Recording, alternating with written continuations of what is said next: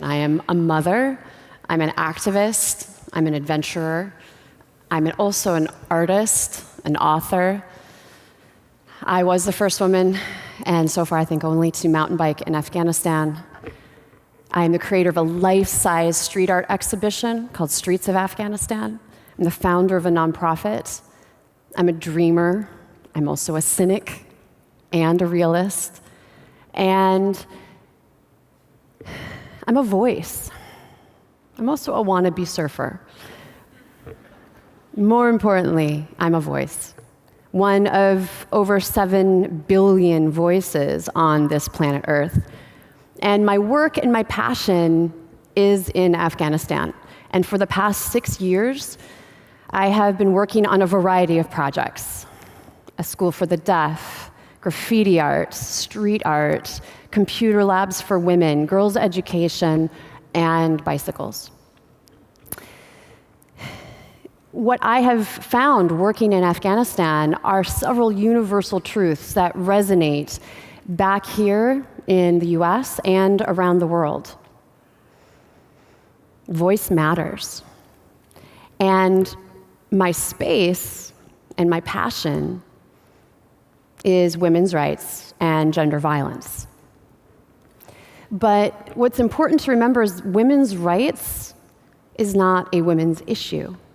Guys, you all have mothers and grandmothers, aunts, sisters, girlfriends, and wives. This affects you, too. Women's rights is a human rights issue. And former President Jimmy Carter really sounded the rallying cry this year. He wrote a book about gender violence and women's rights around the world, and he said that violence against women is the worst and most pervasive and unaddressed human rights violation on Earth. That's huge. Those are powerful words that I have not yet heard spoken by any other world leader so bluntly. And I don't understand why that is. The stats are there to back it up. 14 million girls are given away as child brides. 4 million girls and women are sold into slavery. 125 million girls have endured female genital mutilation. That's huge, huge numbers.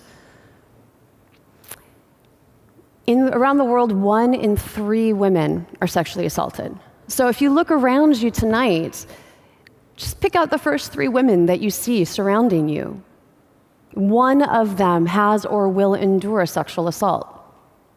And those numbers are staggering. And it's hard not to get apathetic. In the face of those numbers, how do you not just shut down?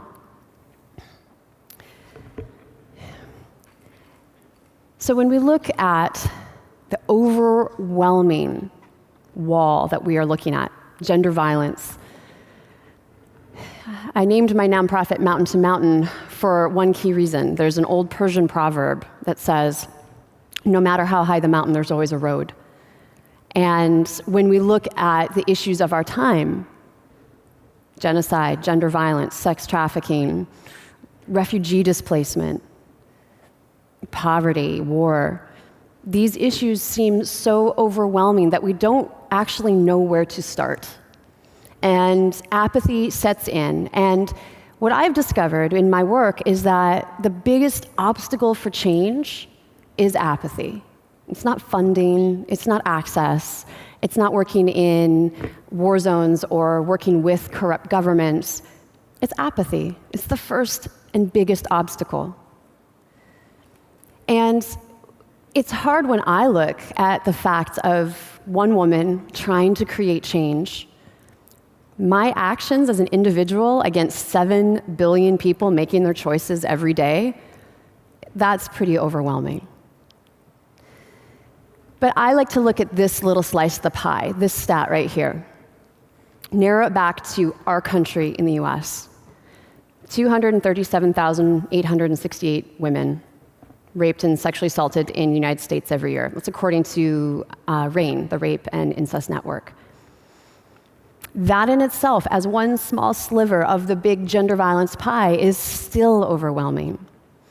And I have to be honest, as a mother, as an activist, as a woman, it's hard to see that number and think that change is possible. And yet I have to come back to that I am part of that story. I am one of those statistics, and so is my only sister.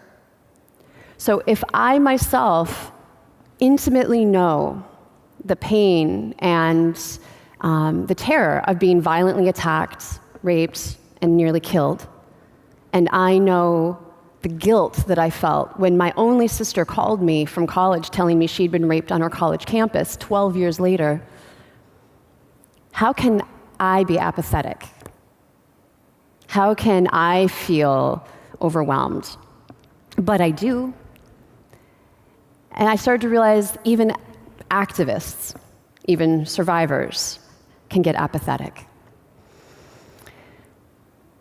I looked at the apathy I felt, and I considered the outrage that countered that, and wondered, why doesn't someone take action? Until I realized I was someone. I needed to take action. I needed to use my voice.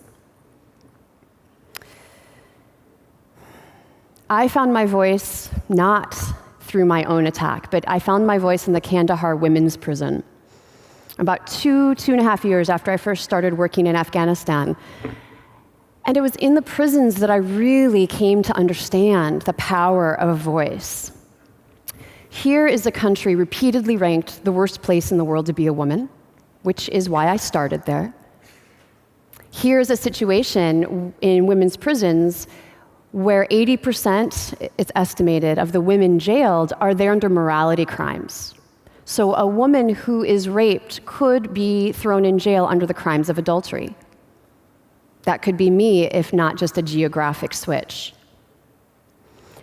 But what really struck me, and what was incredibly powerful, was when I visited prisons, and I'd visited 4 or 5 around the country, that these women poured out their stories to me. Even though I could do very little to actually heal the offense or change their situation, the cathartic nature of having a voice and having someone listen was incredibly powerful and healing and empowering. Having a voice matters. So I came to look at ways I could channel my duality as an artist, as an athlete, and into my work as an activist with voice as the thread. And I came back to art and the power of street art and public art in particular to rally the masses and challenge barriers. And one artist in particular, probably everyone knows, Banksy, who has shown us in really amazing ways how art in conflict zones in particular can be used to give voice to an entire region.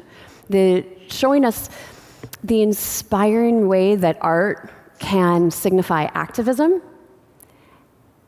and the power of hope. This was on the West Bank, in the West Bank, on the wall.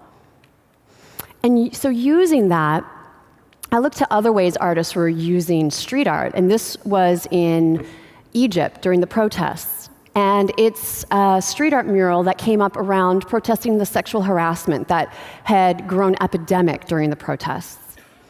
And in Afghanistan, I started working with the street artists and contemporary artists that were finding unique ways to have a voice. This is Shamsia. And Shamsia does these incredible murals. This one is a work in progress that use the bluebird blue of the women's burqas to do giant murals that eventually will have little bubbles around them. And inside each bubble are Arabic words that signify the words that Afghan women say that nobody ever hears, as though they're underwater. I took this as a means to bring Afghan and Western photographers together in an exhibition of photography and set it up as a street art pop-up installation around Afghanistan in its public spaces. This one was in the village of Istalif, and I wanted to give voice to the country that I had fell in love with, that I was working in 19 visits over the last 6 years, so that I could somehow rally the support and show a different side of this country that is so misrepresented in the media, show the humanity in the heartbreak. And in every village, in every park that we exhibited this exhibition, girls would come out and literally run their hands down and touch the images. And the young men were all bravado and would stand in front of them with their cell phones and take pictures of each other in front of all the landscapes. So I thought, well, why couldn't I give voice to gender violence? If I can give voice to a country, why couldn't we look at an issue? And so I decided to take the images that are too harrowing to look at.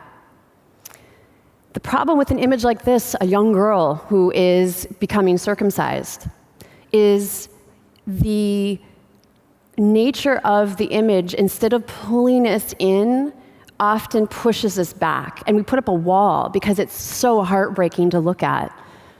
Instead of empathy, we're apathetic. So what if we had these images and we had live women, victims of violence, holding them in protest, so that when you come up to the image, you see a real face looking back at you, engaging you to come in and understand this issue?